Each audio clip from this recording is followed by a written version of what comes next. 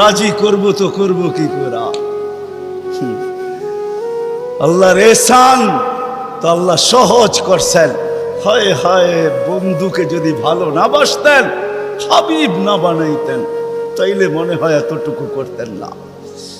বন্ধুকে হাবিব বানাইছেন বিদায়, ভালোবাসেন বিদায়, এই উম্মতকে আল্লাহ ভালোবাসেন। যদিও উম্মত আল্লাহকে ভালোবাসেন না, নারী বাসে না পুরুষ বাসে, শুধু মুখে মুখে বাসে। আব্দুল কাদের জিলানির কথাই সত্য, লিসানুকা মুমিন কলবুকা মুনাফিক। হয় তোর মুখটা তো মুসলমান, কিন্তু দিলটা তো মুসলমান না। সত্য এটাই। আল্লাহকে ভালোবাসে, আল্লাহ তো এই উম্মতকে ভালোবাসে। ভালোবাসা দেখানোর সময় নাই, 1 ডজন না 100 ডজন দেখা যায় আল্লাহ এই উম্মতকে কত ভালোবাসে, কত ভালোবাসে। বিদায় নবীজিকে ভালোবাসেন বিদায় আল্লাহ দেখাইতে চাইতেছে, আল্লাহকে রাজি করা সহজ করতেছে।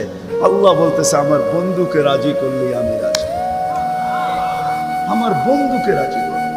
ওয়াইন তুতিউহু তাহতাদু মান আতাআর রাসূল ফাকাদ আতা আল্লাহ ইন কুনতুম তুহিব্বুনাল্লাহ ফাত্তাবিউনি ইউহিব্বুকুমুল্লাহ।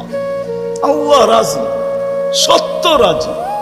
কোরআন বলতেছে, আল্লাহ রসুলের রওজার উপরে কোরআনের একটা আয়াত লেখা আছে, ওয়ালাউ আন্নাহুম ইয যালামু আনফুসাহুম।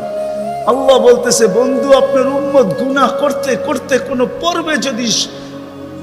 পর্বে যদি অনুসূচনা আসে, লজ্জিত হয়, আর আপনার কাছে আসে, আস্তাগফিরুল্লাহ, আমার কাছে মাপ চায়, আমি ওর দিকে তাকাবো না, ওর গুনার দিকে তাকাবো না, আমি তো আপনার দিকে তাকাবো।